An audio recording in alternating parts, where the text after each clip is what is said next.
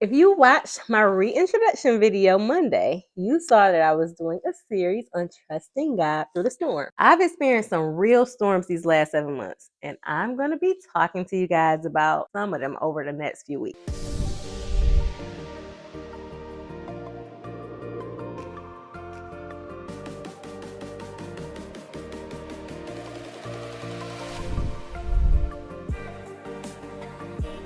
So when I think about storms, I think about Jesus being woke up by the disciples and speaking to the storm and it immediately ceasing. And him saying to the disciples, "Oh ye of little faith." Man, I wish I could say that I was always stood up and spoke to the storm like Jesus and saw them immediately cease. But your girl has been like the disciples in some instances. You know how stuff just catch you off guard, things you never expect to happen, they happen. And it just knocked the wind out of you. What I learned is no matter how boisterous the storm is, Jesus, his word, and the power within us is greater than any storm. And we just have to remember that no matter what, he's still in the boat with us. We just have to keep that in front of us and use the tools we have and pull the power out of ourselves. It's funny that if you follow me, most of the storms you saw the beginning of and how excited and optimistic I was about it. By the way, when I finish this series, I'll be doing a video on how being overly optimistic can end up being toxic. So stay tuned. Anyway, so if you remember the video I did about I couldn't sell it, so I bought it. Let's tell y'all about this deal that I did. So I had listed a house and I was trying to sell it, but I could not sell it for nothing, right? It was a great house, but the lady, she had a foreclosure on it. So we was under a strict timeline,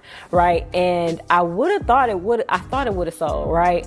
And I wouldn't think it would even be a house that I could flip, but I end up buying it to flip.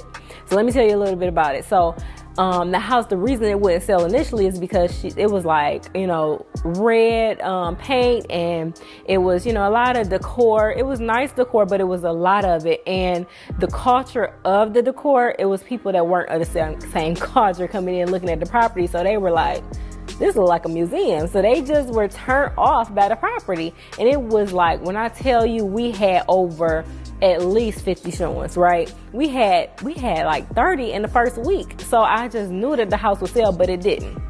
So the client, I was trying to, try to talk her into, taking some stuff down, and it took a while to do it. So while I was sitting on the market, so you remember I showed you guys how it finished up too nicely. So I wish that was all to it, but it wasn't. The lady who sold me the house was a Christian minister, and we connected from the beginning. And because of that, I just really wanted to help her. So I did notice some things that were a little bit off through the process. And I talked to my mom and some of my spiritual friends about it. And I also talked to my spiritual mom about it. They were like, she seemed a little off, and then I talked to my spiritual mom. She was just like, "TaNia, you have a choice. If you feel uncomfortable, just fire her. Like, you don't have to take the deal on." But I don't know why I feel so obligated when I take something on to finish it. And then, my mom was like, "Nah, this just don't sound right. It just don't seem right." And then my friends was like, yeah, that lady seemed a little off, And so, it was just so many telltale signs. But so I'm like, okay, I'll hand her off to one of my colleagues and see if they can list her home. And then she was, she didn't want to do that. And I'm like, you know what? I can buy it. I told y'all the story about that.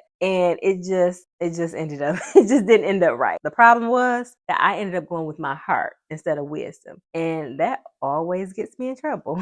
Always. The Bible says in Proverbs 11:14, where no counsel is, the people fall. But in the multitude of counselors, there is safety. The Lord is literally always talking to us. But are we listening? Every single time that I go with my heart instead of wisdom, I miss it. I have a heart for people and I just always want to help. But that can get me in a lot of trouble. You would think, how can having a good heart and a heart for people be bad? Well, all people don't have the right motive. So that's why it's so important to be led and to have trusted people with wisdom around you to help you. But you have to heed what they say. I didn't, and I had to pay for it. Like, I allowed the old owner to stay in the home while I made repairs. When the repairs were in process, she hit on me. And when I didn't respond the way she wanted me to, she refused to move out the house. So I end up, like I said, having to pay an additional 8 months of a mortgage on a property that I was only supposed to have for like 60 days because she just refused to move out. And that ate up all of the equity. And on top of that, during the 8 months, the market changed. So I had to list the property $15,000 lower than what I planned to originally. Another expensive lesson. It was my mistake though. I should have listened and washed my hands with that deal when I first started seeing the signs. So I took that one on the chin. I didn't wash my hands with real estate investing though. I actually bought another house while I was going through that storm. One bad situation shouldn't turn us away from stepping out in faith. Just because the lady was a Christian minister, it didn't turn me away from God. People are people, and we all have issues in the flesh that we have to work on and we got to work through. It's not a God problem, it's a people problem. So I encourage you, don't be led by your feelings in anything. Have trusted advisors around you and listen to them. And don't let the way God's people are turn you away from him. Hold his hand. Trust him through every storm. Remember that he's still in the boat. If you want to see more content like this, like, subscribe, and hit the notification bell so you'll be notified every time I drop new content.